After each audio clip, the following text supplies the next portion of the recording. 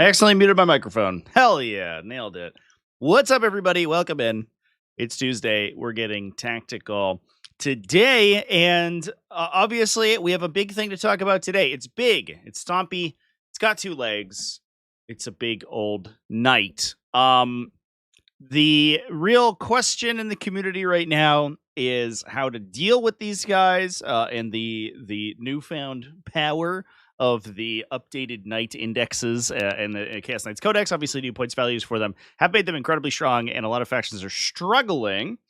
So what I want to talk about today, what I've done is I've gone through the last week of competitive results, and I have noted down the armies that are currently doing well into them. So what I want to do is talk about some of the armies that are currently that have a good track record defeating knights and chaos knights. I'm going to lump those two together for now. I'm sure that there is going to be some new ones that we'll talk about in the future as we kind of like suss out the meta game and those particular matchups. But what I want to do is, kind of talk about the factions that have the greatest track record right now, and then some outliers that we saw from the previous weekend that we can kind of infer some stuff as well. Luke C beat them at a GT this weekend. It was 5 bigs with Canis, Lancer, 3 Atropos. Got about 1 point with Deathwatch. Hell yeah. Actually, we talked about Deathwatch a little bit. It does feel like they might be a little expensive because Knights are very good at killing like heavy infantry bricks. So I'm a little worried about Deathwatch in that matchup, but good on you for taking it down. Canis Rex, I do think, is a big game changer for all other factions. It does make them pretty good at beating Knights, for sure. All right, let's dive in. I don't have much other intro to talk about right now.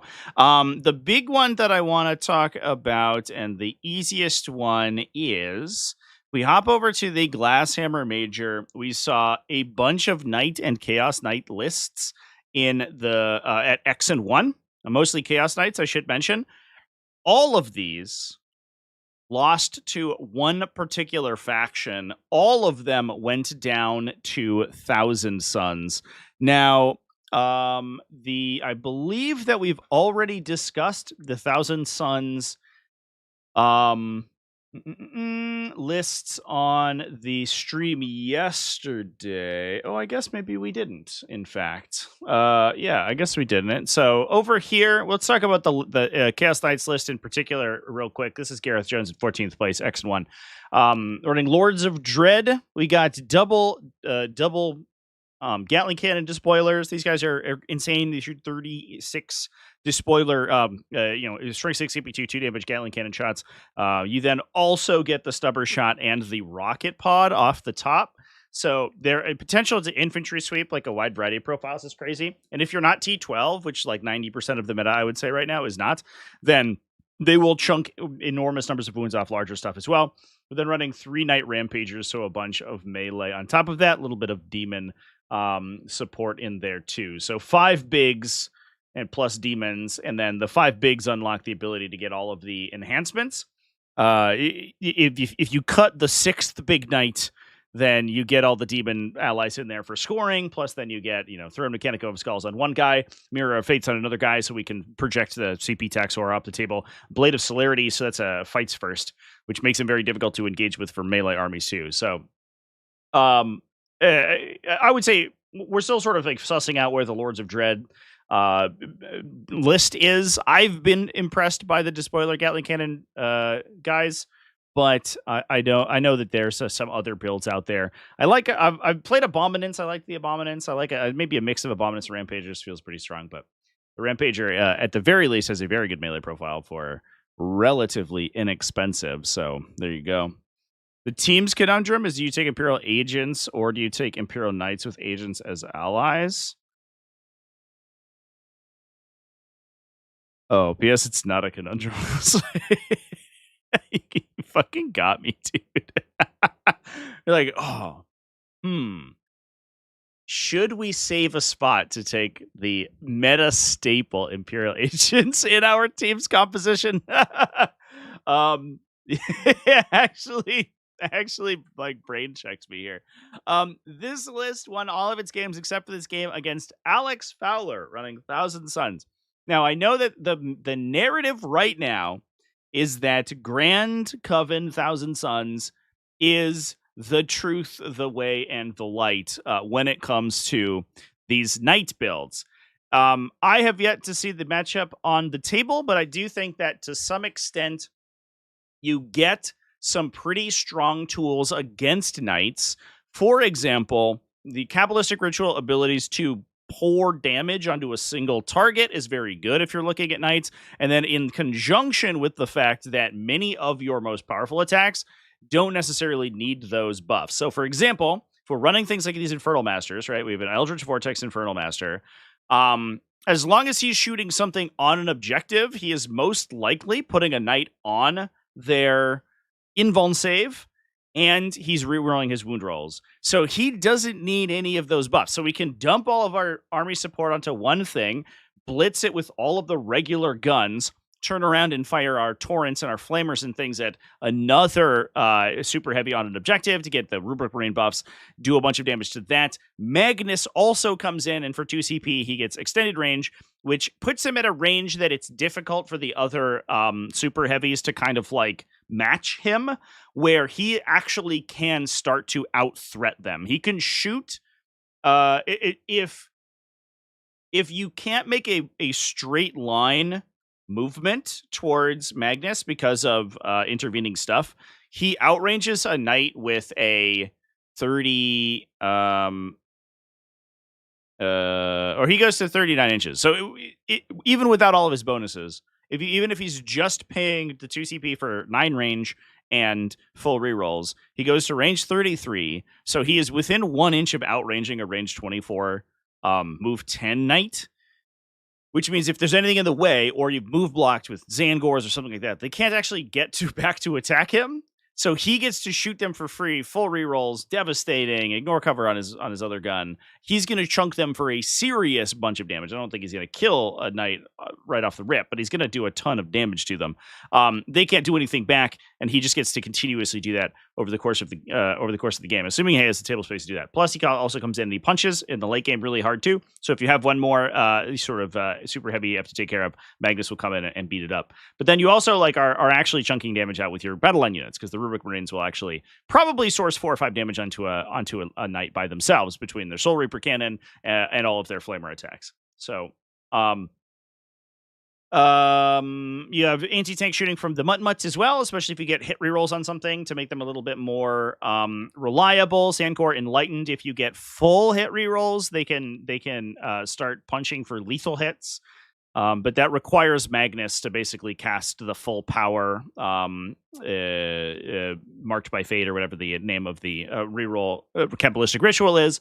And then these guys start to chunk damage out potentially by themselves. So we have essentially the potential to drop all of our damage amps on one knight and shoot it down with triple Mutilith Vortex Beast, triple Fatecaster, Zangor Enlightened, turn around and flip a bunch of auto-hitting flamer attacks into a second super heavy and do a bunch of damage to that. Magnus can shoot at one of those things, get full rerolls, or if you've already done enough damage, he can turn around and kill it with he can turn around and probably half kill a super heavy with his shooting with his shooting pointed somewhere else. You turn around and suddenly you have to start dealing with you have to contend with Overwatch from the Infernal Master, and Overwatch is like a really powerful effect against super heavies because it's very difficult to maneuver them in a way that they don't get overwatched. You don't have the same level of control you have over like a regular infantry unit, where you can play with ranges and you can play with lines of sight to ensure that particular models don't get line of sight to you. If a super heavy isn't making use of its full movement, it will oftentimes struggle. So getting a second round of shooting potentially out of the Infernal Master is kind of a big deal.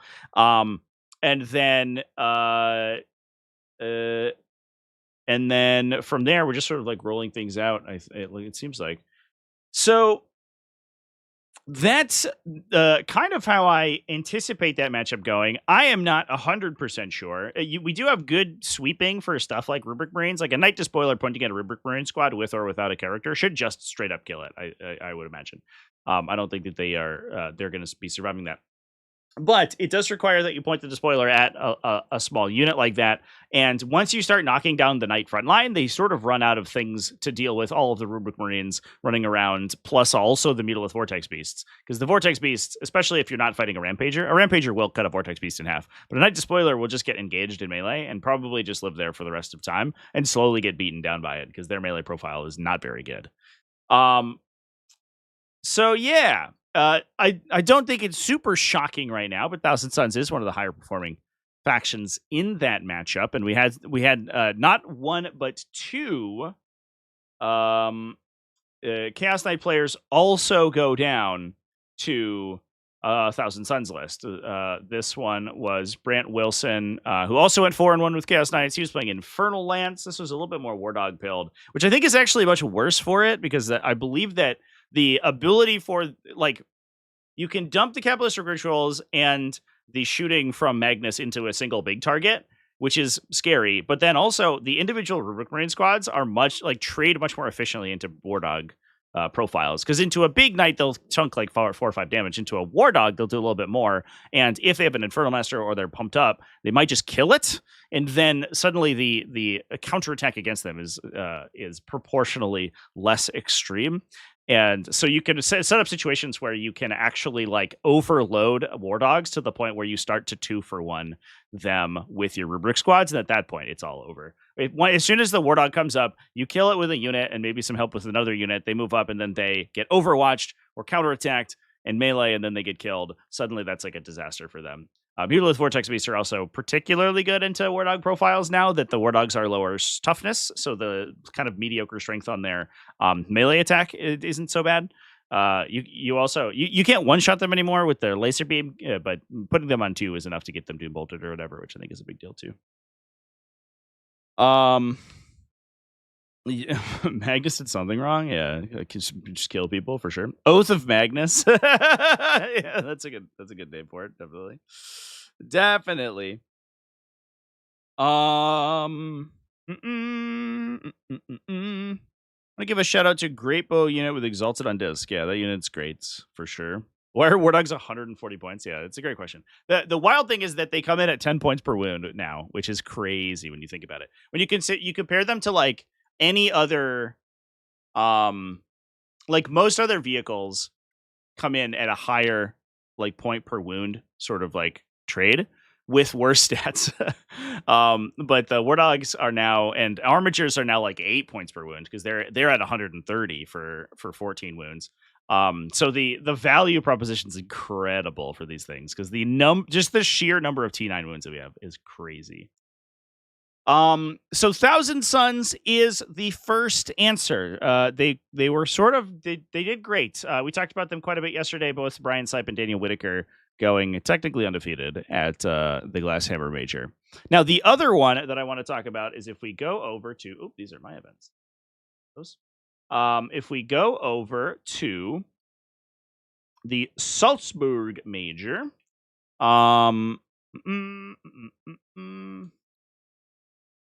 there we are. We also saw Imperial Knights do fairly well. Now, in this case, Imperial Knights did the only loss for Imperial Knights was the mirror match, at least in the for X1 and undefeated. We had a Imperial Knight mirror match in like round 3, I believe. Yeah, Patrick Stevenson went down to Lewis Steimerling, who was also playing Imperial Knights. So that's one way to defeat them is you just play Imperial Knights. But the other one is if we go down to our third place placer here, Dominic Tavernaro was beaten. So he was playing Chaos Knights with, take a peek at his list momentarily here. It was Infernal Lance, 4 bigs, 4 smalls. So a little bit of a kind of a nice, I don't know, even sort of well balanced list, well rounded list between the bigs and the smalls. He went down to Blood Angels, and that is not the only win that we've seen for Blood Angels in. This is not right. Oh, excuse me, I clicked on the wrong one. This is not the only win that we've seen from Blood Angels in this matchup. So I think to some extent the Blood Angels, being like as high damage output as they are, can punch through these profiles, especially given that they can push a lot of stuff to like strength 6-ish and or even strength 9 in some cases if they have jump pack captains plus a base strength 6 unit gets to strength 9. So they're at a baseline wounding Armiger and War Dog profiles on 4s. You red rage them, they're wounding on 3s now. And that gets super spooky for those things. But also just the ability to like come in and throw these volumes of dice that are all wounding on 4s with Lance is a huge bonus in that matchup as well. So this list in particular that was able to take it down was running Captain with Jump Pack, a Chaplain with Speed of the Primarch for Fight First, and I believe this is going to be similar to the one that we talked about yesterday. It is. So we have a Blade Guard Veteran squad for that unit. So the Blade Guard Veterans, if we don't have really good shooting, I guess we should take a peek at the Chaos Knights again. With Cerastus Atropos, Cerastus Lancer, Abominant is good shooting, and then there's a double display. Okay, this is actually this would rinse a Blade Guard Veteran squad if it was out in the open. So you can't just like play that guy as an annoying bulwark. But to be fair, right, these guys with +1 to wound, they have Lance baked in, and they have a kind of like pseudo Oath baked in because they roll their own ones to hit. So these dudes are coming in and swinging a total of what is it, 29 melee attacks between the Chaplain and the Blade Guard Veterans, hitting on 2s or 3s, but then they wound on 4s. And that's a kind of a huge amount of damage for a unit that is going to trade pretty realistically with them. So if we have shooting in this army, which we don't, so just kidding. Sometimes you go down here and there's two Vindicators sitting here. And like what you can do is if you can chip the big knights down, suddenly these bricks will just one-shot them when they go in. But we're not doing that today. But the Fights First is also relevant there too, because if you are playing in a position where you can like heroically intervene or something with them, forcing a knight to split attacks can make it really awkward. We also have, let's see, a Jump Pack Captain, a Jump Pack Chaplain, as well as Lamarty's. So we were focusing pretty heavily on the Death Company. Oh my god. In this one, we have Commander Dante and the Death Company Jump Pack Captain with Rage Shield Warrior. That's interesting. A Death Company Jump Pack Captain. Does he have any special effectiveness with beyond just being a normal captain? He just gives his bonus to Death Company Marines, right?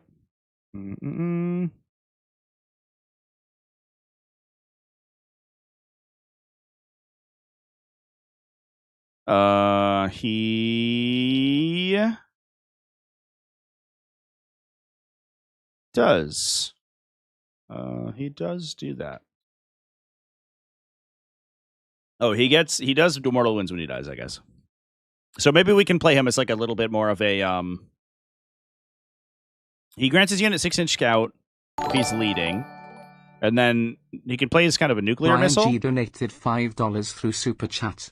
HPLs are the perfect prey for great bows. 5s even in cover and allow mutiliths to be uncontested. Ironically, DG doesn't like being within 12 of Tsons.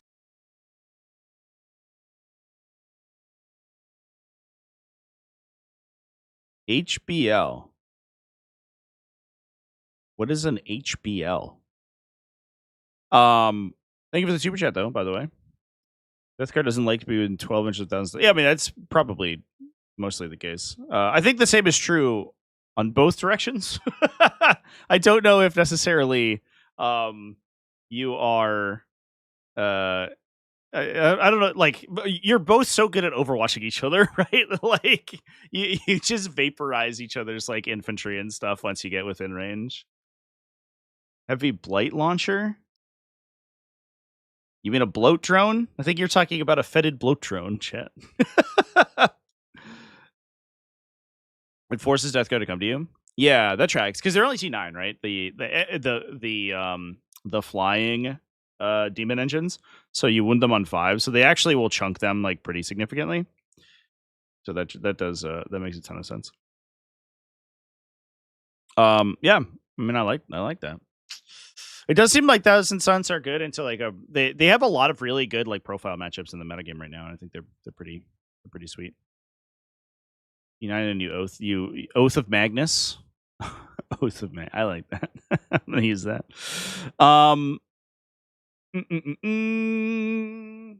That's cool. I think I've legitimately never seen a Death Company captain. So how many Death Company units are we taking? It's 20 Death Company Marines. This is wild.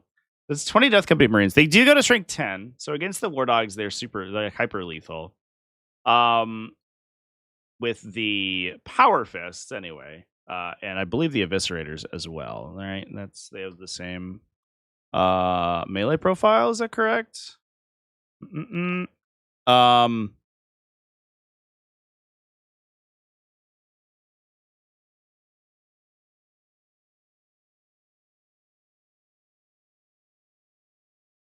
The name of these data sheets is too long. Death Company Marines with jump packs.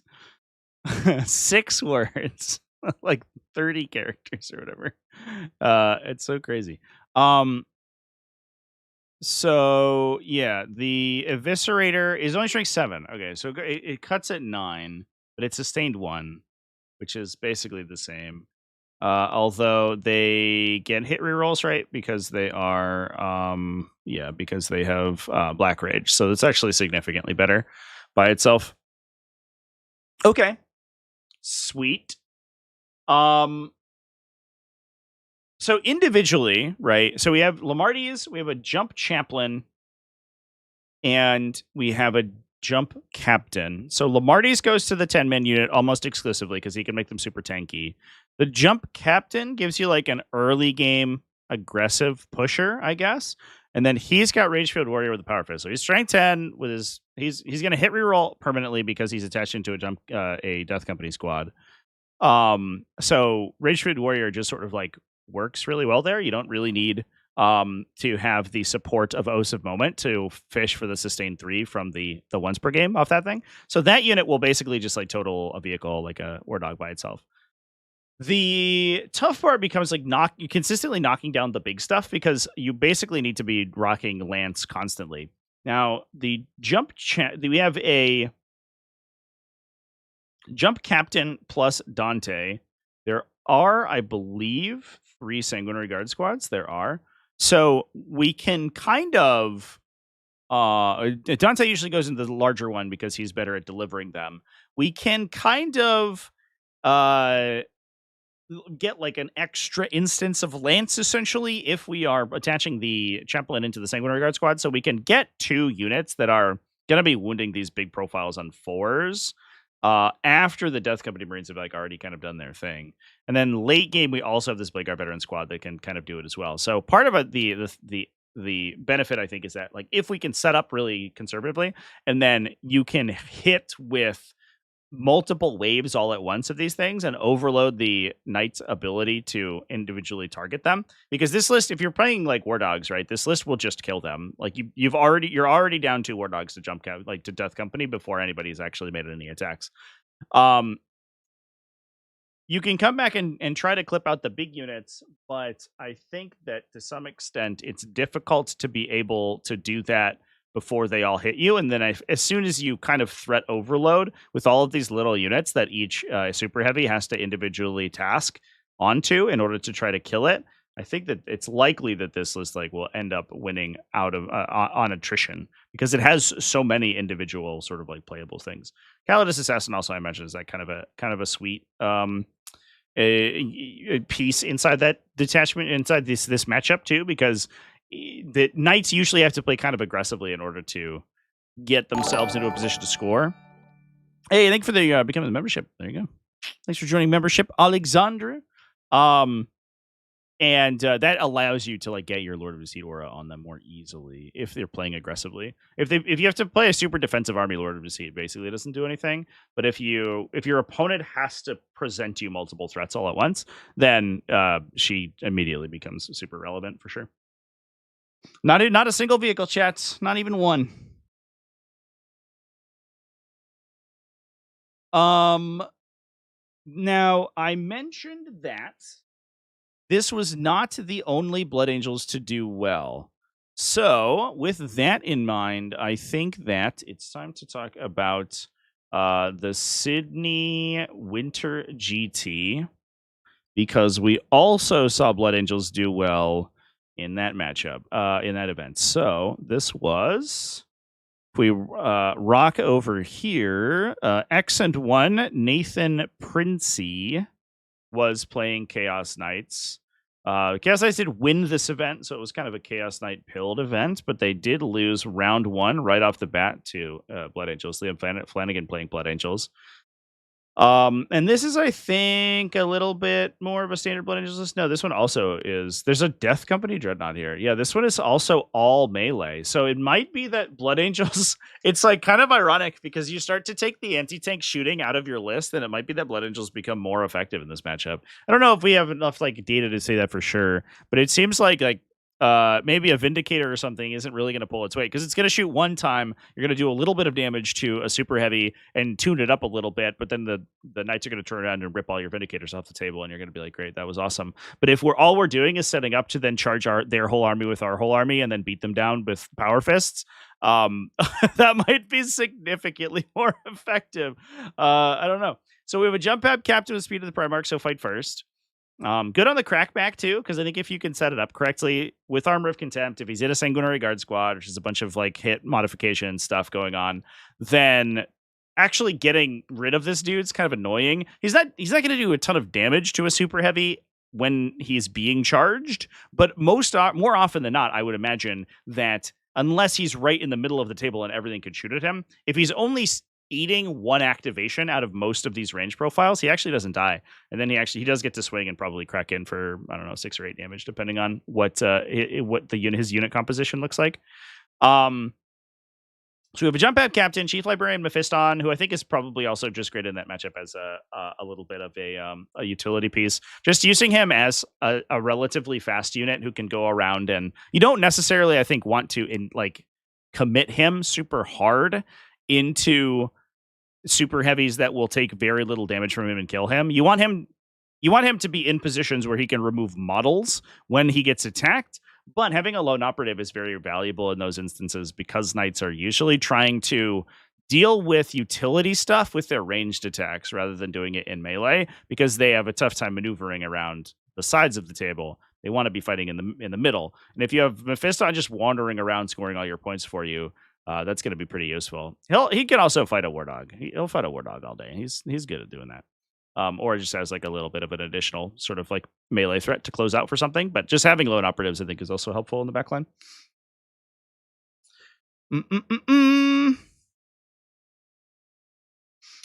Not taking vehicles gives you more units to do things. Yeah, I think that there's also a knock-on effect of chapter approved, where because of more of the action secondaries in chapter approved feel to me to be in play. And I'll actually have a video on this tomorrow. I have a huge breakdown of secondaries. I did a tier list. Of all the objectives in chapter approved.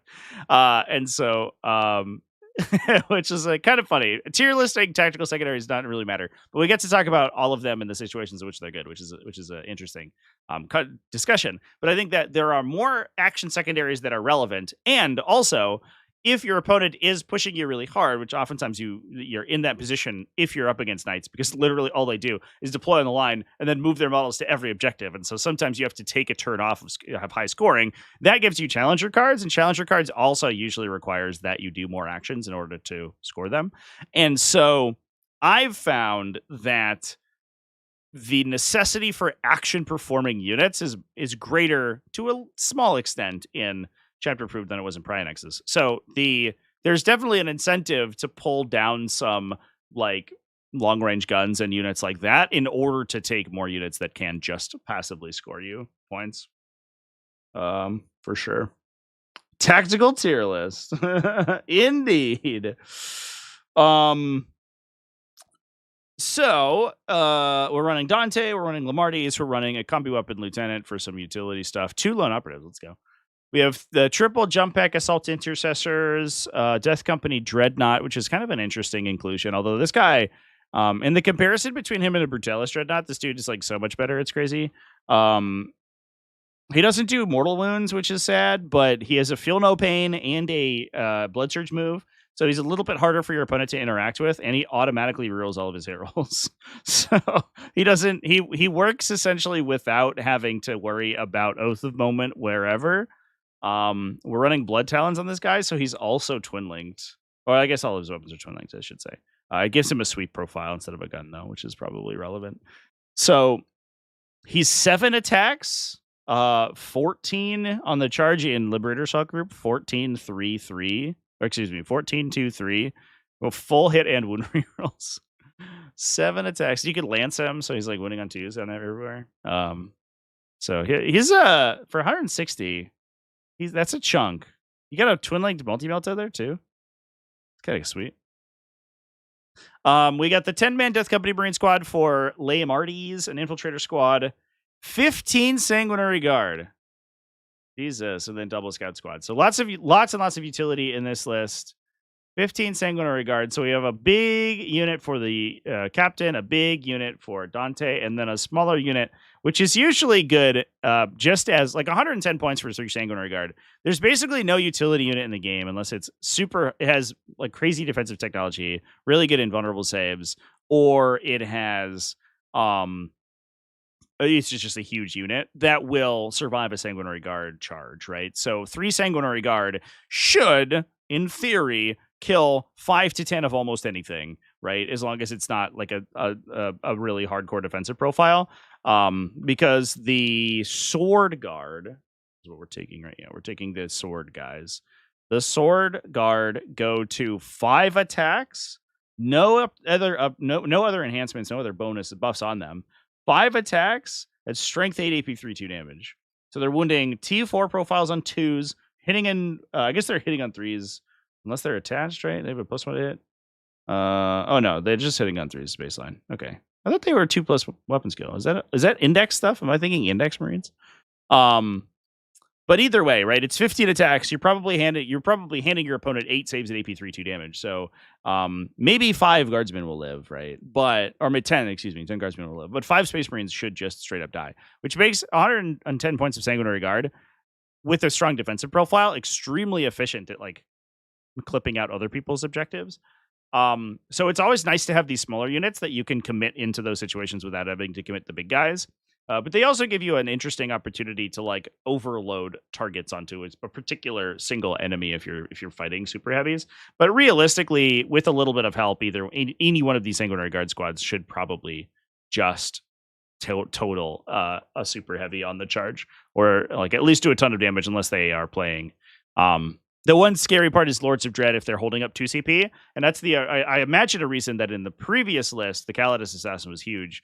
Lords of Dread can reduce damage by 1 for 2 command points, which is horrifying for Sanguinary Guard because they're all mass, high volume, 2 damage attacks. However, if you Cutest Assassin attacks that, it's brutal.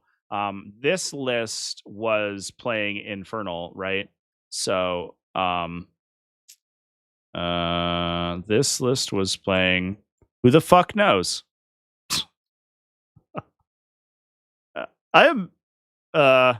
I imagine this is Lords of Dread, so it might have had the 2 CP strap, but maybe it just didn't have enough CP to do it, like realistically. This is 6 bigs. But I don't know what the detachment he didn't put a detachment in his list. And he had no enhancements. Maybe it wasn't Lords of Dread. Maybe it was Infernal Household and he just got beat down. I don't know. That's very funny. Actually, that's incredibly funny.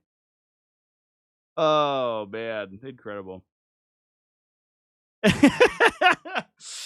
Sanguinary Guard shouldn't be competing with skirmish units. Yeah, they are extremely cheap. It is. They are sort of flabbergastingly cheap. I do sort of wish that they were a little bit more elite even. I like that their defensive profile was enhanced in the Codex. It was a little weird previously when they were like, "Hey, I'm an Assault Marine, but I have a 2+ armor save," and you're like, "Okay, I guess." I like the wounds. I like the invulnerable save that they have now. I like that they're like this legitimate tank. They're an actual bodyguard unit that will keep your character safe for a while. But the weird thing is when they come in at like weapon skill 3, and are pretty inexpensive, you know? Like, it's cheaper than a Terminator. And you're like, it's a little bit weird. Make them weapon skill 2 and push them up their points value, I think is what I would like to see, but that's okay. It's neither here nor there. We're not here to talk about the internal balance of Space Marines right now. We're here to talk about Knights. It's also just like a conceptual thing.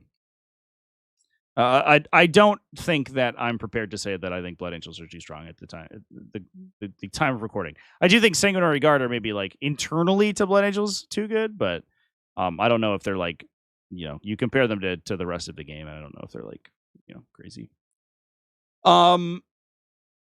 So that's Blood Angels, chat. Orcs are the answer.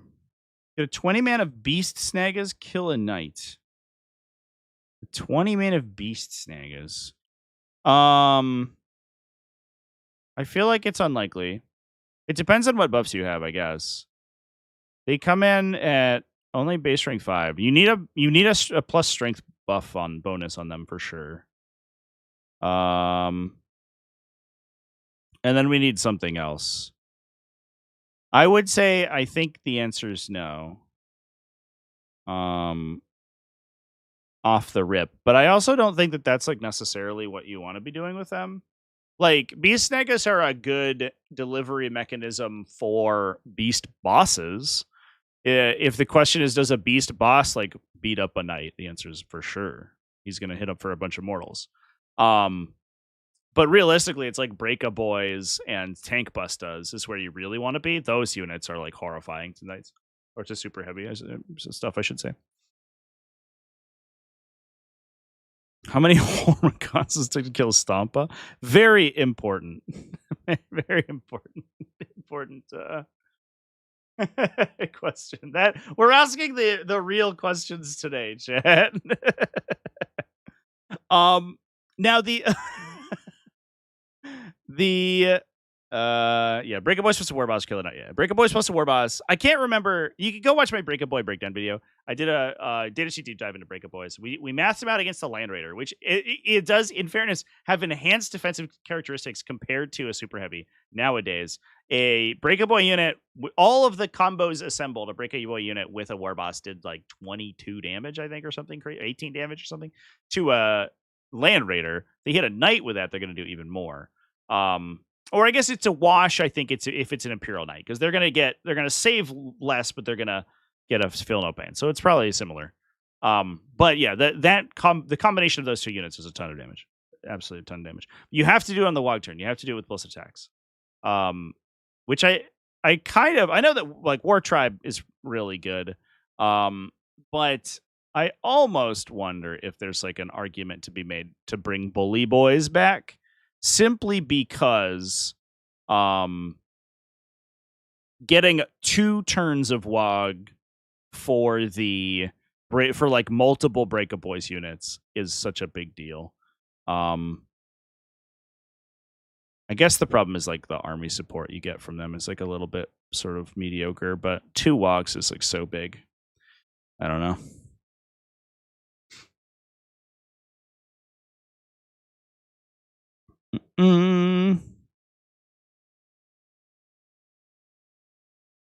Got a game where you play 250 Tyranid models versus your friends with 2 Stompas? I think those are going to be 250 dead Tyranids. I'm going to level with you, chat. Well, I'm not sure that if it's 250 Gaunts, even like, I guess you even compare the relative points values, right? Because 2 Stompas is like 1,800 points. And what's 250 Tyranids? It's 120 times 120 is 20 guys times like 11. So it's like 1,300 points of just like battle line infantry. Not really what we want to be doing. They don't do anything on the tabletop except score points, dude. We're all about that point scoring.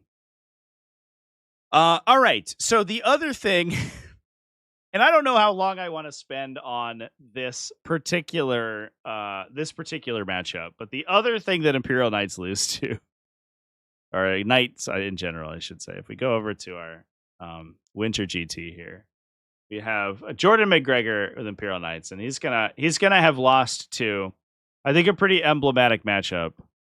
It's Death Guard, chat. Turns out, of all the factions in the game, I did the math. I added up all the numbers. Of all the factions of the game, with the most consistent record into Imperial Knights and GTs this weekend, at least at the X and 1, I didn't go further below X and 1. It's Death Guard. Death Guard have the highest rate of beating Knights out of everything. They've about the number is about almost close to 30% of the, maybe 25% ish of the total losses at X and 1 that Knights suffered were 2 Death Guard players. So womp. Yeah, so like I don't know if, like, is that shocking to anyone? Is anybody surprised by that? I don't think so. I didn't look at the win rate. It might have been that like, they just got lucky and actually matched up like 200 times and ended up losing like 196 of them. But I have a suspicion that this is likely a fairly reasonably advantage matchup for Death Guard. It turns out when we have units that can like close deep strike, charge out a deep strike, get 5 up lethal sustained, -1 save, -1 toughness, full hit and wound rerolls, for like sub 200 points, we could probably kill super heavies. I don't know. So like this list in particular that won, we could take a look at the list that it beat.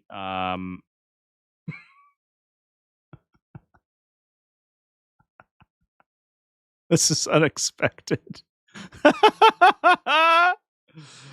Is this a Canis Rex? It's Canis and Castle and like 8 armatures, probably. 1, 2, 3, 4, 5, 6, 7, 8, plus an Immolator and a Minostorm Priest. Yeah, so 9 T10 T or vehicle profiles and 2 super heavies.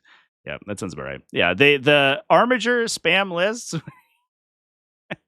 When you are, these are Castellan robots. These are AI generated Castellan robots. This meme doesn't even make sense, chat. But the it turns out when you spam that many wounds with a 6+ field no pain, you actually end up doing fairly well. But not against Death Guard. Death Guard are incredibly good at killing those profiles. Incredibly good. So it does not shock me that you would unfortunately suffer against that. So we're running Battlewagons Future Fire, double Lords of Contagion, a Lord of Virulence, plus a Malignant Playcaster, a Tallyman. We're in Mortarian's Hammer, so pick 2 things. Start of the battle round, they get afflicted. The other thing too is that like it becomes incredibly difficult to screen yourself if you're playing with like massive screens and infiltrators and stuff like that. The effect where you can afflict things and then drop Lord of Contagion Destron Terminators next to them and then just immediately charge is not quite as effective.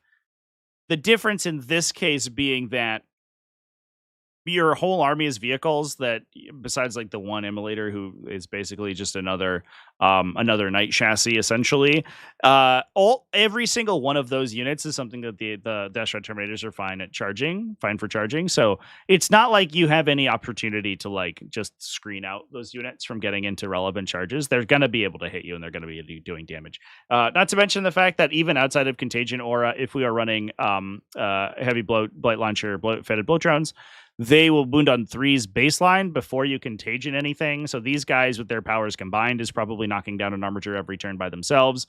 You may be killing one if you just rock up the Plague Burst Crawlers and shoot with them, although you do have to dodge the Castellan, so that might be a consideration about not putting the Plague Burst Crawlers into harm's way, but I don't know. And then Destron Terminators can hit them too. Plus the Chaos Rhino is absolutely horrifying. This thing, I believe that this unit will probably kill a super heavy by itself. I haven't run the math on it. But I think if you are in the position where you have all of the buffs applied, I think that this Plague Marine unit probably kills a knight. My cat's here. Inky, would you like to come say hi to chat? Ah, there she is. That's a fuzzy kitty.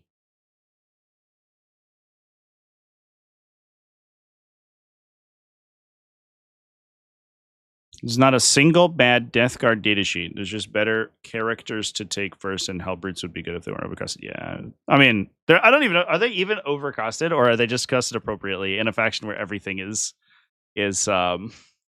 everything is undercosted? I don't know. I don't know. Don't know if that's a great comparison, to be perfectly honest. We can move on. There were more Death Guard lists that did do well in the matchup. I guess we can talk. If we go back to Salzburg, oh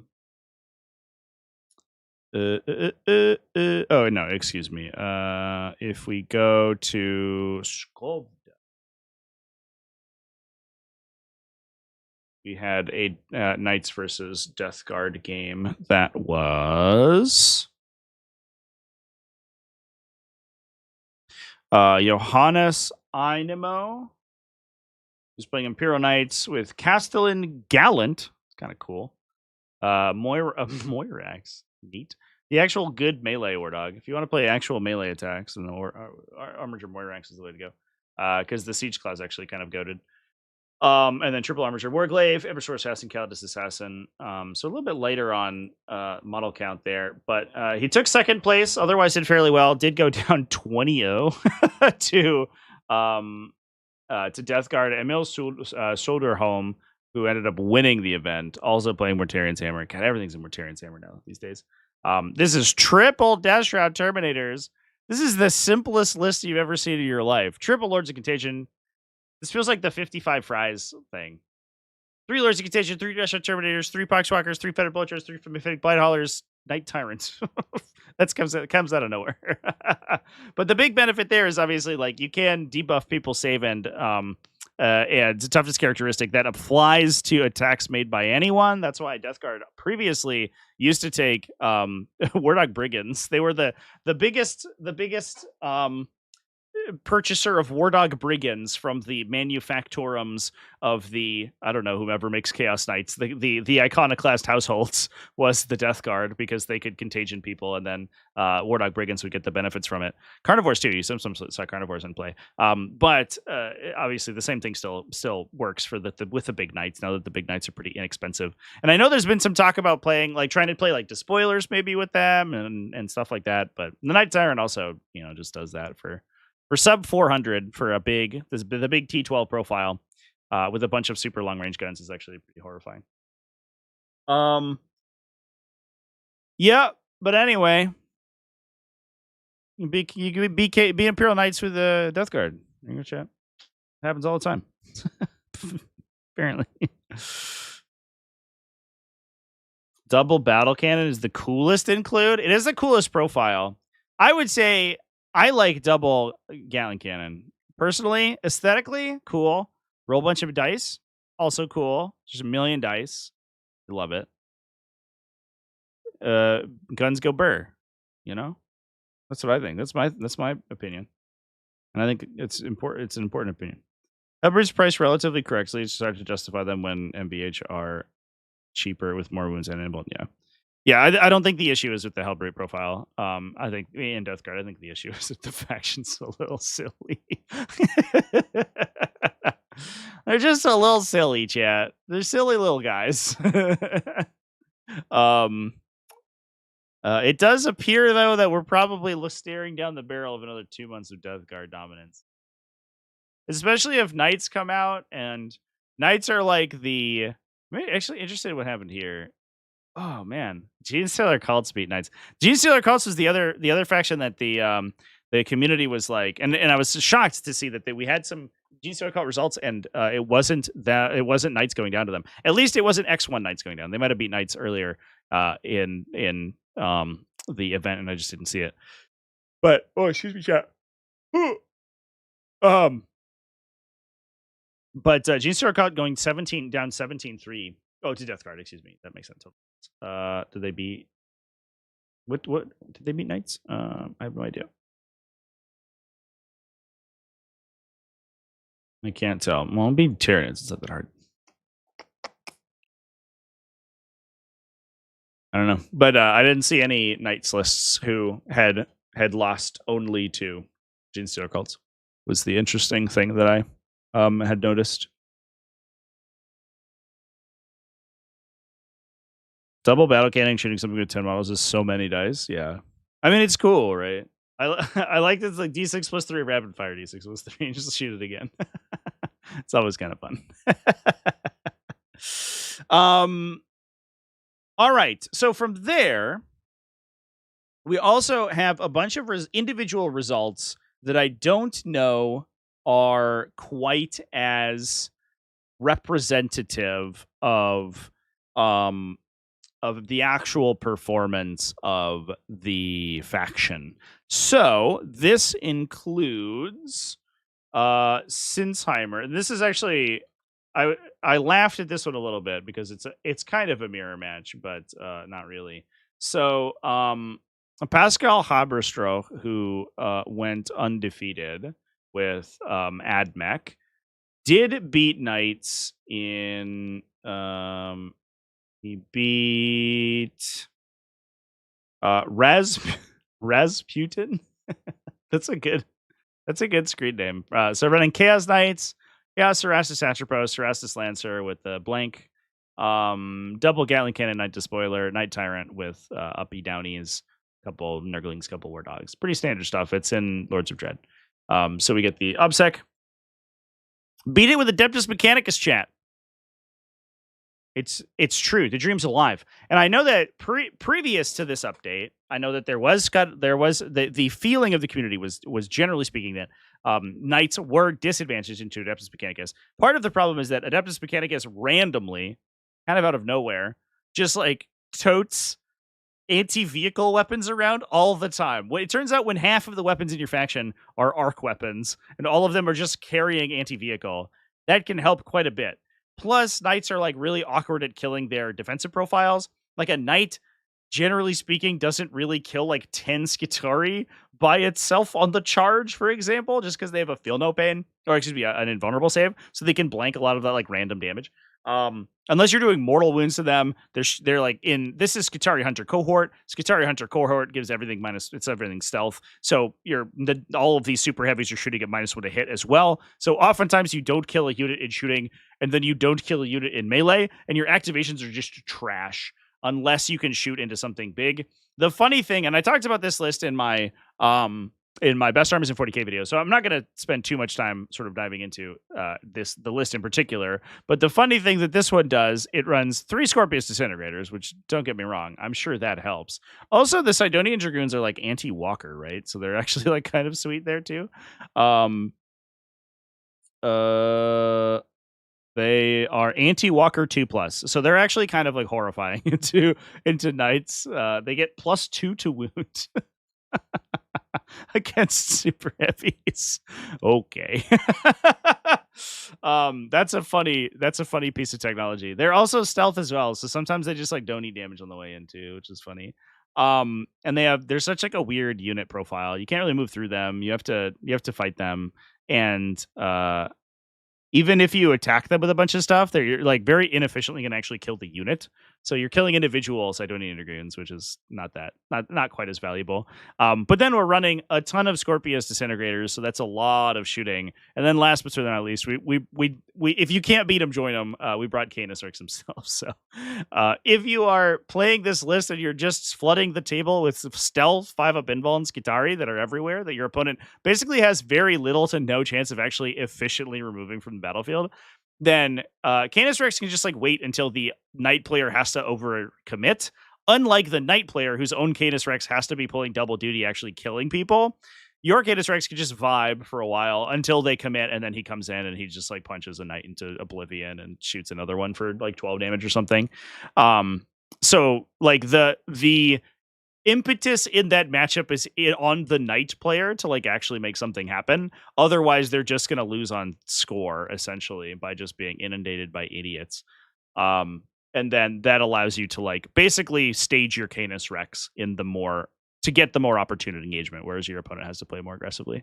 So there's a lot of like technology in here that I guess I hadn't really picked up on the first time that I had read this list. that is like pretty strong into knights. The Sidonian Dragoons is the funniest one.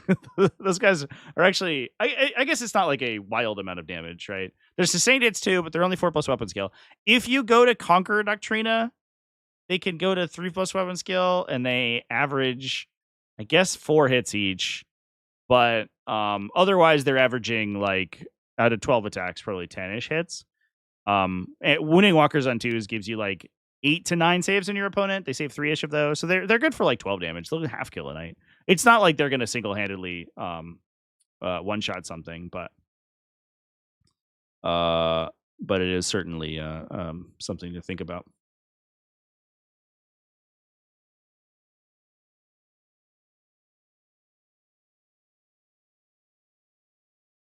Okay, thank you for the kind words. Appreciate that, man. Anti-Walker being a relevant keyword. I know. What a world we live in, dude. You'll love to see it.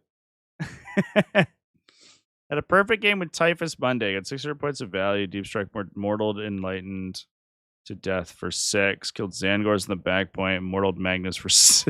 And then charged to kill the Pred. What the fuck? Typhus got to use his ability multiple times. What a time to be alive. That's crazy. But so that's interesting. I am curious to see how much of an impact Canis being good actually works against Imperial Knights, because I do think that he also gives a lot of factions that aren't necessarily prepared to deal with them a bit of an out, right? Because Canis by himself, like, he could very realistically just be two knights worth of value. If you don't have to play Canis aggressively, and the rest of your army can do things, right? Even if you're not actively killing super heavies, Canis can potentially represent 2 super heavies worth of damage over the course of the game that the rest of your army doesn't have to do. Like, if he comes in, his gun goes crazy, he does a bunch of damage, the rest of your army like kills that super heavy. You charge another one, he should for sure kill a knight on the charge. The chances of that not happening are extremely low. So that's like 1.5 by itself, and then like he just has to sort of find the extra value somewhere else. But I don't know. He's awkwardly very well statted into other super heavy vehicles, which is interesting. Anyway, the other one is from the Blackstone tournament. The other one that was really interesting. Now, we saw a little bit of success this weekend from Sororitas that were running also Catus Rex. That's not what we're talking about today, though. Because this list, as soon as I saw this result, I was like, "Oh shit! Okay, it's gonna be another Canis Rex. This will be fine." It's Xavier Pereira running Adeptus Sororitas. He did beat Imperial Knights, and he beat Luis Franco in the semifinals. So Luis was running. Those names are great. He somehow played 75 points down. Is that real? Wait, this man went X1 playing 75 points down? Huh. It's not like there were no Imperial agents he could have taken there. That's wild. That goes to show this man he's prepping. He's ready for this faction to get nerfed. He's like, please do it. I've been playing with training weights on this whole time. You show up at an actual event, and he's like, all right, it's time for me to use only 10% of my power and play a 2,000 point list in a game of Warhammer 40k. That's crazy. But he was playing Canis, a bunch of armatures, million armatures plus double assassin. Lost to Adeptus Sororitas. This was Hallowed Martyrs. Hallowed Martyrs have a bunch of really interesting pieces of tech that they can use against the big knight stuff. Maybe a proxy model he bought wasn't allowed. Yeah, maybe.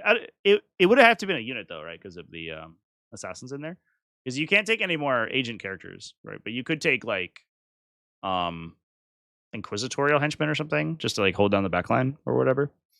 which I think, like, you know, worst case scenario, a unit is basically worth 3 victory points at some point over the course of the game. It's very rare that you don't end up with a unit, like a whole ass unit in your list that's basically not doing anything, or at least absorbing shots from your opponent.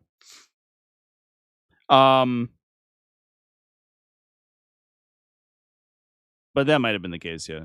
He might just literally not have had any other models, but I'm gonna choose to believe that he assumes that the faction's gonna get nerfed, and he just decided to play a smaller list. But yeah, Javier here was playing a Hallowed Martyrs list. Hallowed Martyrs can do some fun stuff, like they can blank knight damage output in melee really easily. They have, like, you have things like the Canoness who could just like windmill slam a 2+ invulnerable save, and if you don't thunder stomp, she just lives. Oftentimes, if you are trying to kill her, so she's really awkward for like big independent profiles. You also have Suffering and Sacrifice, which forces everything you're engaging to target you in melee. Normally, that's like 4 or 5 models in a like multi-model combat, and sometimes like your opponent can position around it. They can do some weird stuff, make it so that stratagem isn't quite as useful. If you're a super heavy, though, if you're engaged with something, you're engaged with it. So if they Suffering and Sacrifice, you're like, I guess I'm going to kill this one model now. So that's pretty good. If you do it on something like the Demonofuge, it talks about this combo in the Best Armies video. The Demonofuge heroically intervenes for free. They fight first as well, so they can come in, chip for damage, and then also Suffering and Sacrifice to eat your attacks really efficiently, which is pretty spooky. And then we have some pretty solid damage output from things like the Palatine, the Through Suffering Strength Palatine. Kind of can go kind of crazy. She gets up to, if she's lost wounds, which oftentimes you try to engineer a situation where your Palatine dies, and he dies before you attack, and then you try to respawn her with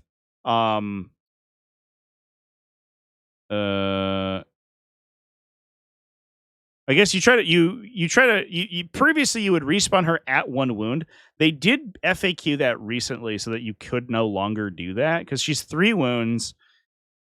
And the arithmetic was, if you spent 1 miracle dice to divine intervention, or if you spent 0 miracle dice, I think, right, you would get D3 wounds back. But now you must discard at least 1 miracle dice. Is that how it works? No. It's just that you can discard miracle dice.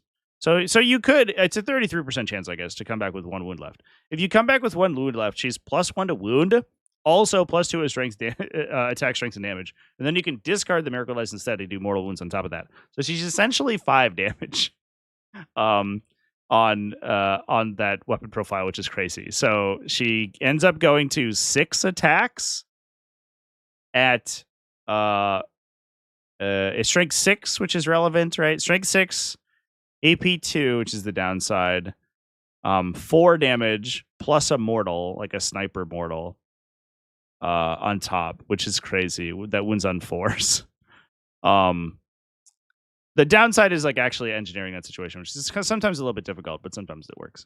And then when it works, it's awesome. So that's kind of fun.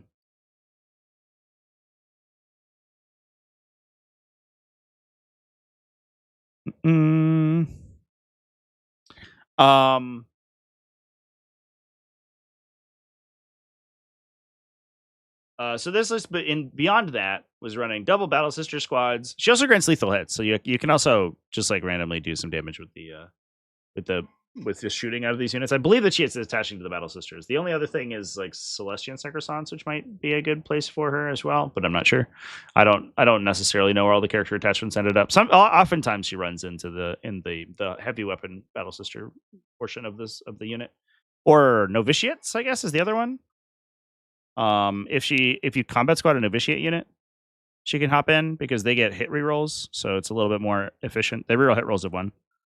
So she's not going to biff her hit roll, which is good. So it's double Battle Sister squads, double Immolators, so we have access to those combat squads, double Castigators for some shooting, Celestian Sacrosants with the Halberd, which is I think the 1 damage high strength weapon, right?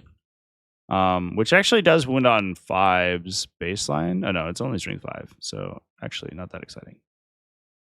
Yeah, it's a choice between a lethal hit, strength 4, AP 1, 2 damage, or a sustained hit, strength 5, AP 2, 1 damage. But neither of those profiles are particularly exciting into these, unless you start losing Sacrosants, and then you feel pretty good because of the detachment ability. Mortifiers, which are pretty solid, but individual sort of utility units, and then obviously the big heavy hitter is the Paragon Pursuits with Morphin Vol. Hey, thanks for the follow over on Twitch. Paralane, appreciate that.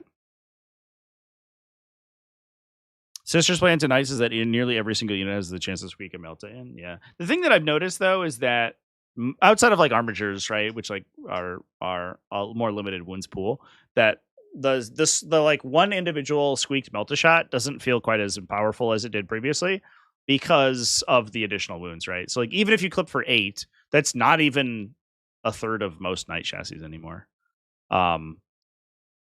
Which is kind of spooky, especially because they didn't get any benefit on the statistical change.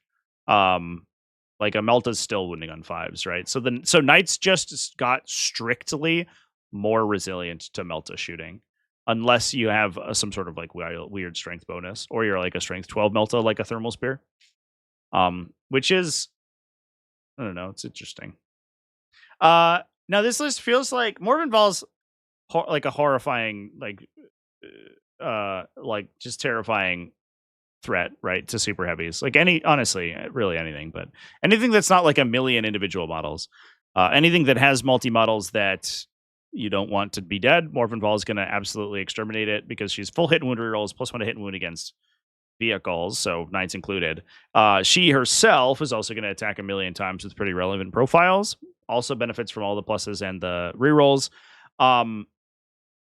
So like all together, the unit can potentially knock 3 super heavies in a turn if you are given the opportunity. And the other thing too is that Knights don't have any Overwatch potential, so Morven can kind of play in the sprinkler. As long as they can't get line of sight to her, she can do whatever she wants and then just like wander out and shoot as soon as they have to commit into anything. It's kind of a similar situation, I think, to Canis Rex in the Adeptus Mechanicus game, where the onus is on the Knights player to like make the scenario happen. So they have to play aggressively, which plays directly into Morven Vol.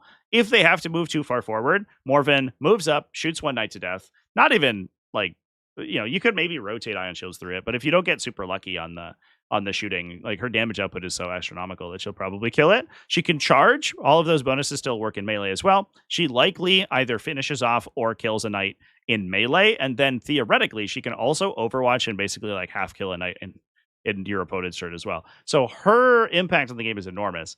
If the Knight player can't find a way to mitigate her, she could potentially single-handedly win the game. But obviously, once she commits in and does all that work, she's likely going to die. But the downside is that you are forced to basically overcommit in and make sure that she dies. That can be difficult because of the suffering and sacrifice plays I mentioned earlier. So it's unlikely or it's difficult to engage her in melee in a way that's profitable. You have to do it with shooting. And that also means that she's going to eat a lot of your attacks that you would be used to kill like the individual like combat squads and things. This list is going to have 4 battle tanks. It's going to have the Sacrosant unit, who's very difficult to remove in one go. It's going to have 3 mortifier units. And then that also means that it's going to have 4 combat squads and another probably Battle Sister squad. Plus, most of those have characters in them. So actually getting rid of units to then prevent them from scoring the next turn, especially since all those units have invuln saves and pretty strong armor saves as well, that can sometimes blank Knight shooting and cover. Knights have like this predominance of like AP2-ish shooting, which means that oftentimes you're saving on 4s or 5s, which means like a lot of your attacks are kind of inconsistent, and that means that you might just get rings run around you in the scoring game as well. So I think it comes. This feels like it comes much more down to exactly how like the interactions on the table went, because there's so much going on inside like the character boat here of things that could mess up with a Knight activation.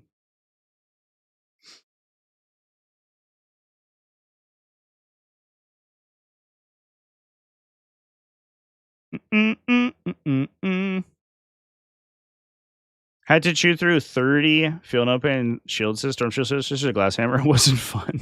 Yeah, the Champions of Faith list is insane if you haven't seen it. With the triple Hospitaller Celestian Sacrosanct units. Crazy amounts of resilience. Now, the other one that we saw, there were a couple of other results that we had from the Tacoma Prep event. Let's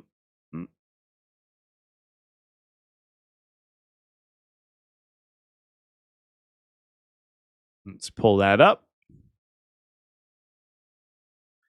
The first one, which kind of blew my mind, was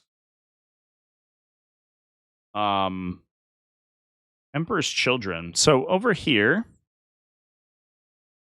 we have Jacob Schaffner running an IK Noble Lance, running Canis Rex, Rastus Atropos, Errant, Warden with Mythic Hero, so he gets the double -1 damage on 2 separate things.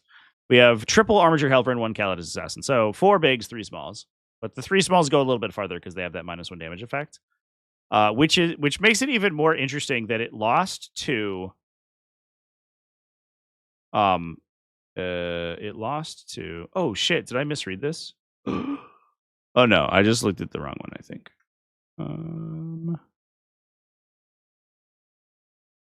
Oh yeah, I literally just clicked on the wrong thing. It lost to Emperor's Children, chat.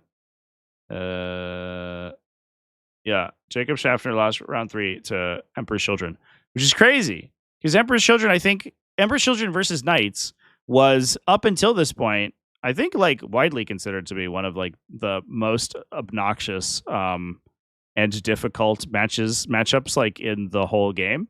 So, because Knights, like Emperor's Children, are so squishy for the most part outside of the Demon Princes, they die instantly basically upon contact with the enemy, and almost anything in Knights can kill them. It's not a similar situation where you're like, oh, I have a million little dudes with Feel No Pains or whatever. Emperor's Children are tactical Marines, and they're not cheap. They're not the cheapest thing in the world, right? So as soon as they commit, they're going to die. They rely on a lot of like one use abilities. The Lord Exultants are a good example, right? They have a once per game where they could kill like an Armiger by themselves or with their Infractor unit, but they can't do that again, so it's not repeatable. Even if they live, the Demon Princes do mortal wounds in the charge, but as soon as they take damage, the number of mortal wounds that they take is reduced. So oftentimes that will start to degrade as the game goes on. And so you really need like a sustained level of damage output that Emperor's Children just really had a tough time bringing to the table. I do think, however, that a lot of the profile changes might have been a big deal. The toughness 9 or 10 to 9 breakpoint is like kind of enormous for Emperor's Children because it starts to mean that Noise Marines kill you really fast. So Noise Marines damage almost literally doubles if you are T9 versus T10. So against like just a regular War Dog, a Noise Marine unit went from being kind of an annoyance where the Blastmasters would do something and then you would get tickled by the Sonics to maybe just straight up killing you. So this is like one of the specific situations where Emperor's Children or where the toughness breakpoint change to Knights was kind of a big deal, right? So these guys now, instead of being like an awkward support unit where you would like go do actions and like force your opponent to fight them, and then like sometimes you would chip damage into a War Dog or something, they went from that to being actually just dedicated Armiger killers, right? And that lets you free up your other stuff for killing the bigger things. The other thing is that Emperor's Children moved to playing more Mauler Fiends after the Demon Prince nerf. And the Mauler Fiends have a pretty okay profile at killing bigger Knights. I don't want to say that I think Mauler Fiends are like this like be all end all like incredible armor cracker. They're only AP2, and they are D6 plus 1 damage, strength 14, which is good. But at a baseline, until you have your Coterie of the Conceited buffs active, which again is another problem where because Knights are low unit count army that are taking individual big powerful vehicles, it's very they have no utility that you score Coterie of the Conceited buffs off of. So oftentimes you're gonna go into a turn where you have to expose yourself, and you don't even have your reroll once they hit off. If you have none of your coterie buffs off, the Mauler Fiends actually just like kind of can just spike low really hard. They're very random. 3+ weapon scale. They're rolling 3s into 3s, and then D6 plus 1 damage. So there's failure points at every part of the track, right? Which is a little bit spooky for them, but clearly we were able to make it happen. So that's cool. I think it's kind of a big deal.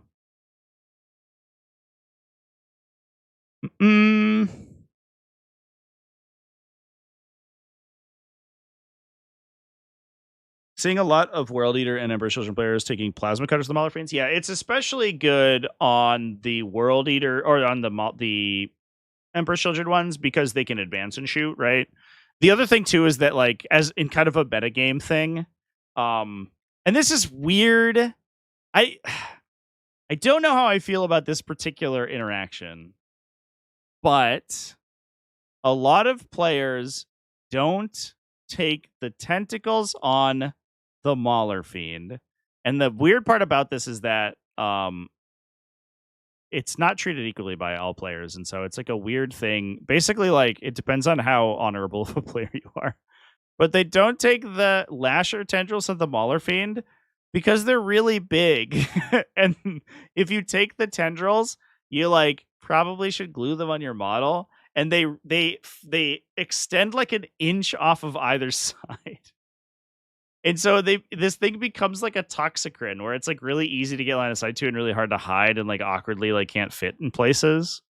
And so there that's definitely a consideration. But the weird part is like that there are people who have either just modeled these so that they like run along the hull or like go up and over or like underneath it. Or that there are people who just don't put anything on them and just run them with the fists, but play them like they have Lasher tendrils. And honestly, I don't know how I feel about that. I don't like that it affects your like fucking true line of sight and shit when you put your upgrades on things. It's the same thing for trucks. You ever see trucks get played? Sometimes you like trucks can take a wrecking ball, which is a big thing. It's a crane off the side with a ball on it, obviously. But the actual bit in the kit is really big. So if you buy it and it's a free upgrade for a truck, if you're building your army list efficiency for pure mathematical efficiency, you should always take it. However, the actual part's really big. And so it actually extends the width of your truck by a significant amount. And so that's like the downside of equipping those. And I think it's kind of the same thing for the Lasher tendrils as well, where it's like, well, the downside is that your model becomes extremely enormous and people will just shoot the tendrils and kill the whole Mauler Fiend, which in reality probably should not be the rule, but it is. So that's another thing to consider that a lot of people have like made a case about. Never seen a truck with a wrecking ball. Yeah, and that's why it's weird, right? Is because like many players will just like be like, oh, it's a free upgrade. Like clearly, it's supposed to be on there. Yeah, look at this fucking thing. Is there a better picture of it? There's no spin on this. Is an old kit, right? There's no spin on it. But if you look at like this wrecking ball is like it extends like an inch and a half off of the side of the truck. It dramatically increases the footprint, which in some cases is good. But oftentimes, if you're trying to make these vehicles as condensed as possible, so they're difficult to shoot at, that's actually extremely relevant. So people like actually don't take the upgrade. But some people, will just be like, oh yeah, I'm supposed to have a wrecking ball, so I have it, but I didn't put it on the model, which means that the model's like profile is actually very, very dramatically changed. Which sucks. I hate that it works that way. But I don't want to get into a true line of sight rant right now. But that's one of the reasons that you see the Melta cutters on these things, because it's a much more low key of a part. And I don't have a picture of it. I think it's just on the end of some of the tentacles. You can put the little Melta gun, but it means you have less tentacles, and you can like underslung them so they don't extend. They don't slick out the sides. But in Emperor's Children specifically, you can advance and shoot them. So you oftentimes will be you can advance and shoot them, and you can also get like rerolls and maybe critical effects out of Or just rerolls, I think. You don't get critical hits off of Coterie of the Conceited, but it's like basically like 2 extra little sub-attacks in most instances before you charge, because you're fast enough to get within melter range, which is where the attack becomes relevant.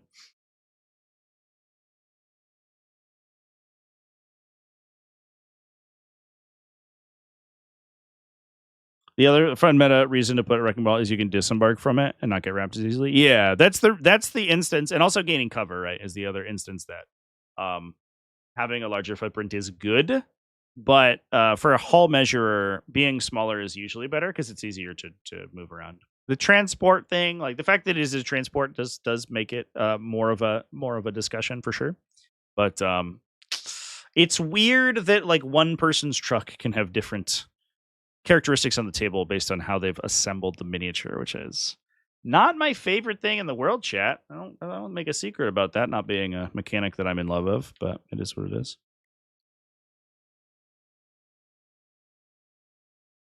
It's like the same debate about heresy vindicators. Yeah, because they're so much smaller because they don't have the shield on the front.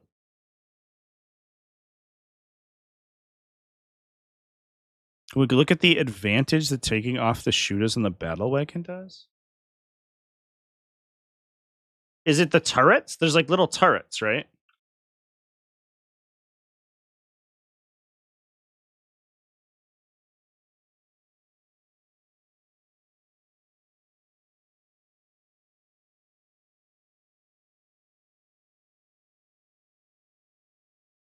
Is it like this thing?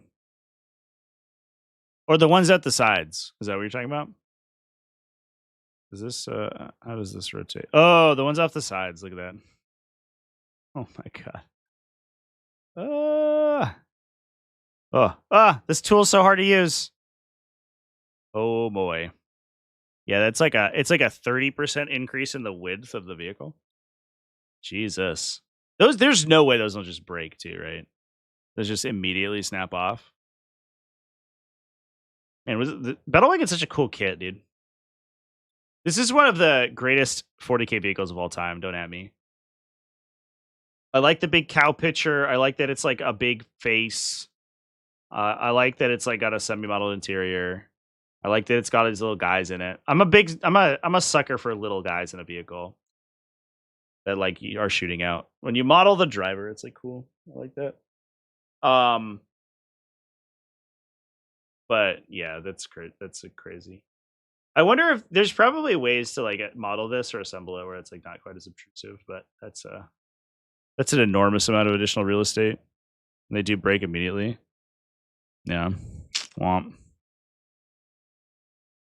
There's 5 different main gun options you never see. Yeah, this should have been, and like maybe they'll do this in 11th or something, but like this probably should have been a dual data sheet like they did with bloat drones and stuff, where there's a cannon wagon and then there's a battle wagon or a gun wagon. They literally call it a gun wagon.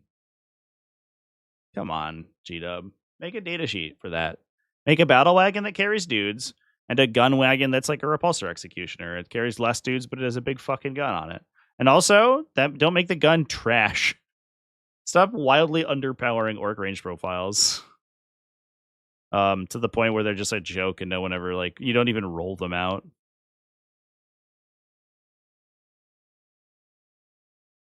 People who model for advantage aren't usually good at the game anyways. I would say I think that's actually not true. I've met some people who do for sure model for advantage who are WTC players. US WTC players, I will mention. I've met some people who are very enfranchised in the game and who are also very cognizant of the physicality of their miniatures.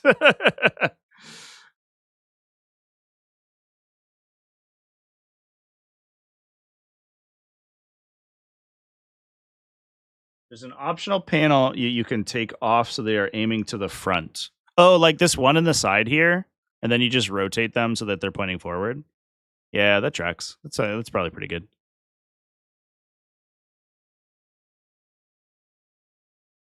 You could also like if you didn't assemble it like purely as it is on the box, right? Like you could I don't know, you could do something. You just have them like in the back. Like the dudes that carry them could just be hanging out the back, right? Instead of out of the sides.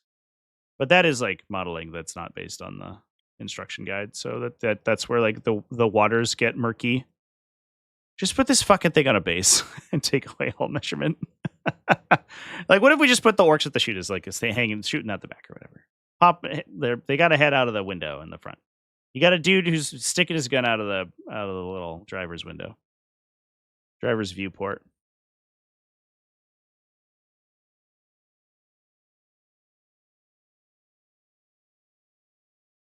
Was there not a thing with the Storm Raven that it could not be charged depending on how people built it? Yes. I have a whole video about that, in fact. Because of the way the Storm Raven's designed, it may or may not be within 5 inches vertically of you, based on how hard you've pushed it onto its flight stand.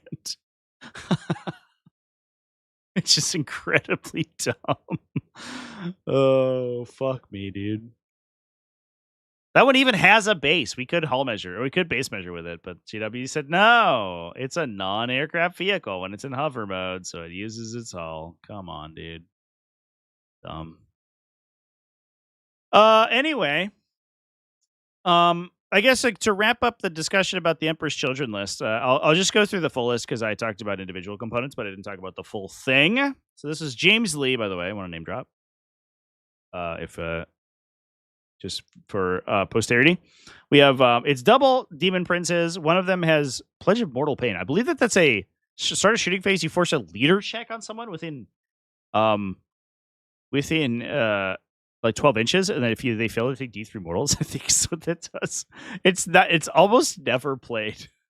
Start your shooting phase, select one enemy within 12 and visible to the bearer. Take a leadership test, subtracting 2 from the result. If you are battle shocked, if failed, the enemy suffers 3 mortal wounds.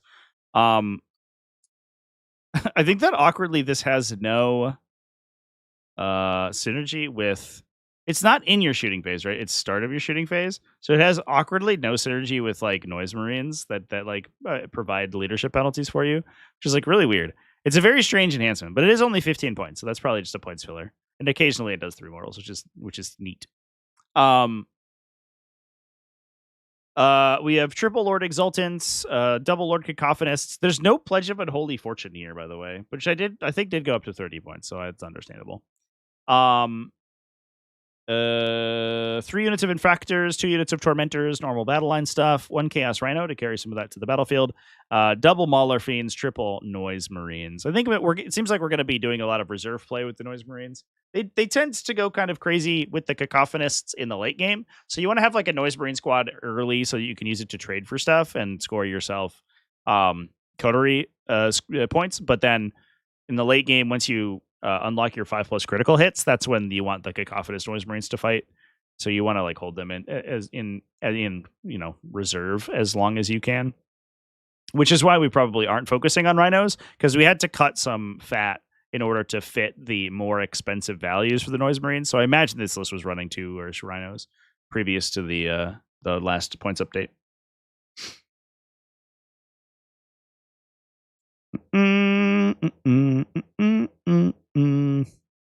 Down with true line of sight. I know we got the chapter approved document finally gave us a point or a base size guide, which is a step in the right direction, and I'm extremely happy with it. So that's very good. One more list to talk about over here from the same event. Glenn Ray, who's running Chaos Knights, Lords of Dread with an Atropos, Cerastus Lancer, Knight Abominant, Rampager, and Tyrant, plus blue horrors and Nurglings. Cool. So double Infiltrator battle line units. Oh, excuse me. Ooh. And he went down to Steve Ross, who's playing Necrons. This is Zex from the Discord, by the way, in the Discord community. I'm sure he'll ping me immediately after the stream and tell me about how I explained his list incorrectly. He's running Star Shatter, so Catacomb Command Barge Dread Majesties for the Aura. Nightbringer, I imagine, is probably kind of a big deal there as well. Nightbringer, there's not a lot of, unless the Knights can sort of like power everything into the Nightbringer, he's not really in that much danger, right? From a lot of like incidental shooting. A single super heavy is not going to kill him, generally speaking. And then, so you might have to melee him, or you have to like push up in the middle. And if you are engaging into the Star Shatter list, sometimes they can have they can run into problems if you are like pushing really aggressively into Star Shatter Arsenal. And the Nightbringer gives you this like really good piece that will just prevent your opponent from doing that, right? He'll just kill them. They'll just be dead after they try to do that. Technomancer with Chrono Impedance Field, so he can -1 damage to the Silent King. A single Canoptic Wraith unit, plus a Canoptic Reanimator, a Crypto Thrall unit to keep the Canoptic Wraiths going, and then double Doomsday Arcs, double Locust Heavy Destroyers, Ophidian Destroyers, and Tomb Blades. So we have part of this is that there's, especially now that Knights don't have the same level of a primary objective control, right? Because their OC values, generally speaking, are lower. The Catacomb Command Barge buffing a unit like Canoptic Race is a legitimately difficult objective for Knights to take. Knights don't have phenomenal profiles at killing these things, and I guess like Chaos Knights do, but I don't think that we had the like battle cannon or the like Gatling cannon despoiler guys in this one. No. The Abominant's like kind of spooky there. But any of this other stuff is not going to kill them in one go, right? And they just start reanimating, and you're like, great, I didn't do anything. So like we don't have the super high volume, like solid damage that you need to actually kill the Canoptic Wraith unit. Like realistically, if the whole army dumps into it, they could kill it. But then you're in range to get hit by the Nightbringer, you're in range to get hit by the Silent King, and you're going to start eating like a ton of damage on the Crackback. And obviously that's up to the Necron player to like decide when that engagement happens. Because again, Knights typically will have to play more aggressively. And so they can sort of like keep the Wraiths back, use them as a counterattack, and then like toilet bowl the game around them. In a position where that then allows them to deliver the Nightbringer, and then the Silent King just like sort of beats up on people. Is the Katana Flyer? Yeah, Helverins will, but like the super heavies, I mean, themselves, right? This guy also, this was Chaos Knights. They didn't have any Helverins. Helverins are also, I guess, if you source the Ignore Cover or +1 AP, they are also pretty good into Canoptic Wraiths, in fairness. But Chaos Knights don't have that. So if we're looking at only super heavies, not great. But also, like, Necrons do sort of like on the flip side, they do also kind of eat Helverins alive. But maybe not Doomsday Arcs. Like Doomsday Arcs will maybe 1-for-1 an Armature, but then they just also get killed by Helverins too. So Helverins, I guess, are sort of a disaster in that case. Good thing Chaos Knights don't have Helverins, so it's fine. Oh boy. One Helverin killed a Nightbringer in one turn. What the Ryan fuck? G donated Ryan, $5 through Super Chat. Before you go, I would like to make you aware that they revealed the new Jurassic World villain dinosaur. Plays Jurassic Park kazoo theme. The new Jurassic World villain dinosaur. Oh, you sent me a picture.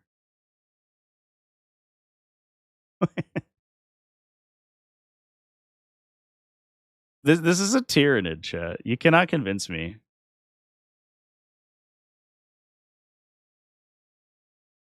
I love him. Chat, I love him. Does he have 6 legs? Wait a minute. Why is he an alien? Why does he have 6 arms?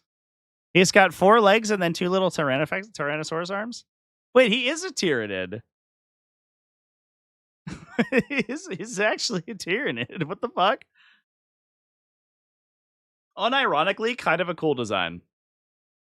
I think people will meme on it because it doesn't look like a dinosaur. But if you were to tell me that this was a space alien in some sort of like Michael Bay thing, I would be like, yeah, that tracks. This looks cool. You know what it looks like? It looks like the aliens from Cowboys versus Aliens.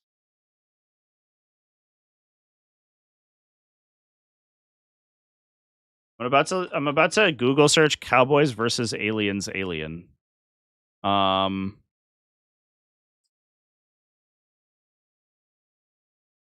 So like the aliens in this, oh, that's really small picture. The aliens in this movie were like these big hulking guys.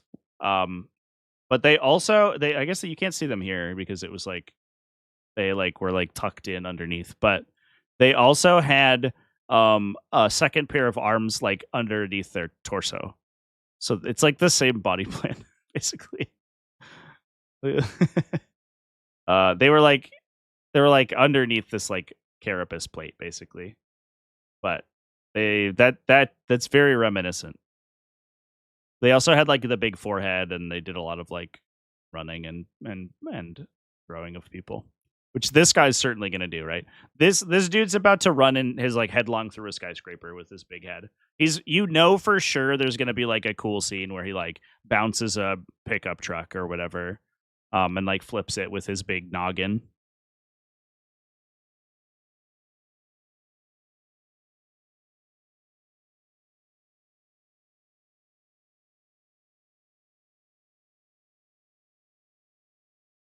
Is he a chubby dinosaur? No, I think it's trying to ape the.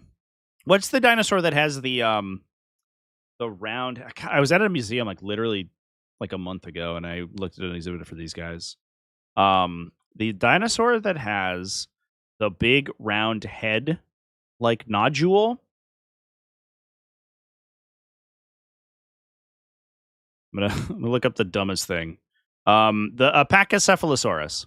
It's trying to ape a Pachycephalosaurus head, right?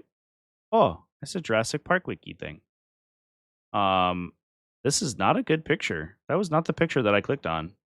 Yeah, like this guy. God, these pictures are small. Fuck me. You cannot see shit. Why is everything so small? Why is everything 200 pixels? Like this guy, it's trying to ape that look, where he's got a big ram head, right? So he's gonna bump into you. Bonk.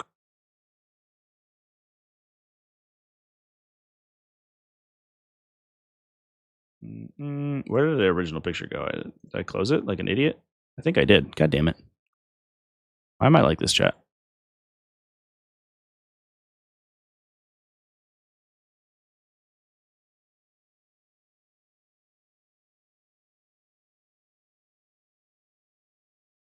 That's a Pokemon.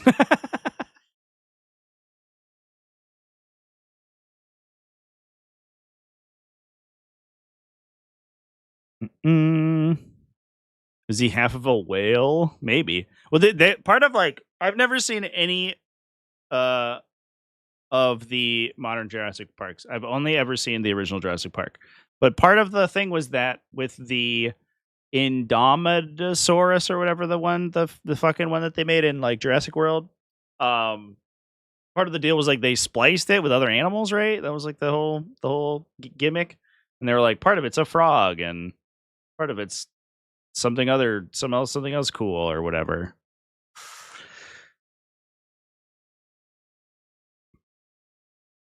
It's the new evolution of Charizard.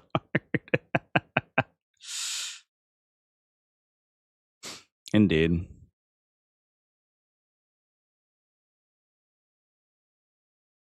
I kind of like this one.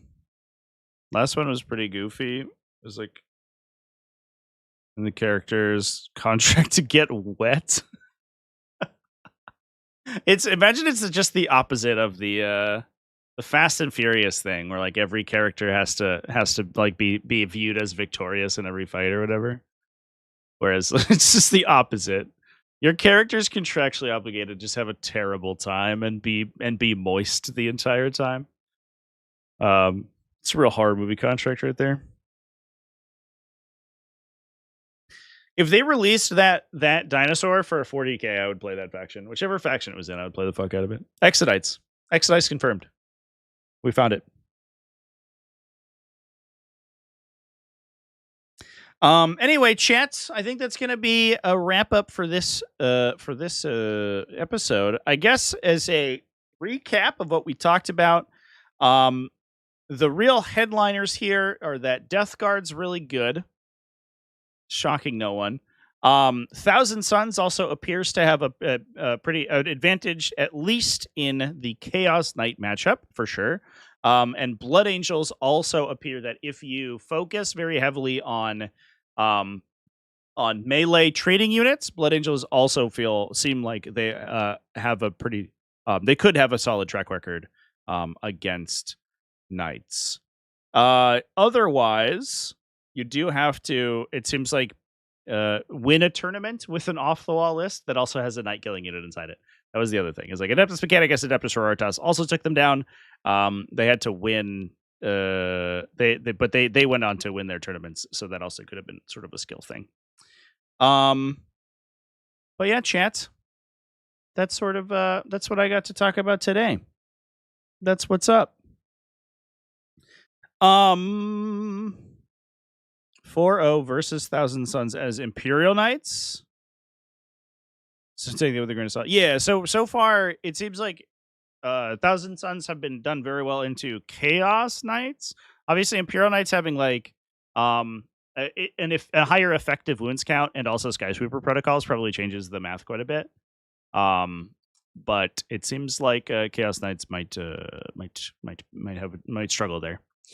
But with that, I think I'm going to hop off. I may end up going and looking for a game in a bit here over on Twitch. So if you are hanging out, we may try to rock a game on Twitch. I don't believe nobody wanted to. Nobody wanted to play today, so I may just end up doing a practice game. But we have to play some Dark Angels for Hippie Hunter, so we might end up doing that over on the Twitchies. Let me post a link to my Twitch so that you all remember to go give it a follow.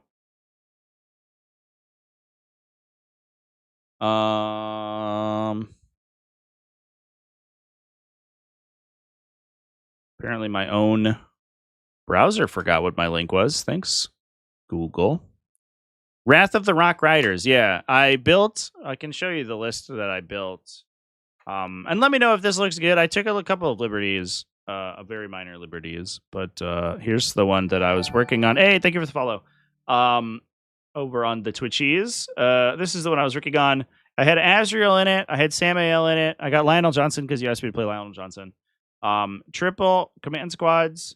I did put an intercessor squad in because it feels like this list leaves its deployment zone really quickly. So I figured that it would probably make sense to take an OBSEC unit.